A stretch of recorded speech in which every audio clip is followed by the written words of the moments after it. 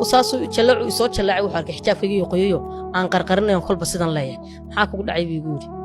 caagad biyo ag taliban ku dhacay biyaha ma igu caawin kartaa wii siiyay saasaan u qabtay xijaabkii intaasaan ka marwaan muroojintaan muroojiyo arkay caana sax markaasuu yiri ma marada midabkeeda mise anaa moodayo waa caano saasaan ku dhumay waa caano markaasuu yiri xagad ka timi saan ku biibsiga maxaa doonaysay in ciidan lay qoro saasoo iyagu wuxuu yiri inan yar baa tahay haddana umul baa tahay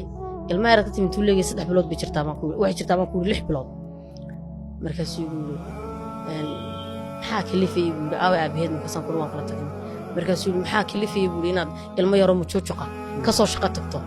sax waxaan ku yiri duruuf jirta awgeed ayaa kalifaysa marka waxaan u baahanahay ilmaha waxaan ku korsado inaan qof reer banu shaqeeyaa iyo waxbaas ay u dhacay uma faahfaahinin isla markiiba wuxuu u yeeray hoggaanka ciidanka markaa haystay ayuu u yeeray xigeenkiisa waliba u yeeray xigeenkii buu yiri inaan tahay qor waa la qoray 4 sawir oo qoraal ay diray waan keenay waxa la qoray 2010 bishii afraad sax waxa la qoray afraad shanteedii baa la qoray sax tababarka ciidannimo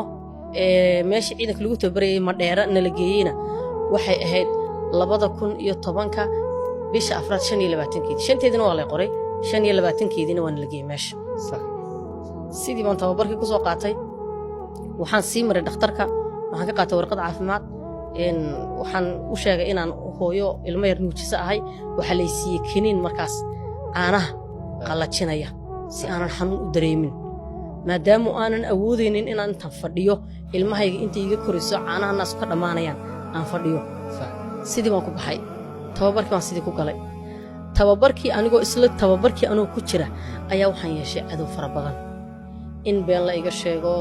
in la yiraahdo ciidanka markaas looma ogolda waxa tababar baa lagu jira mogta ama shookaansiyo kale ama riwaayad xaraabaysiyo kale ama iska qaraaxo kale ama in la baxo la soo wareego inaad baxdo wax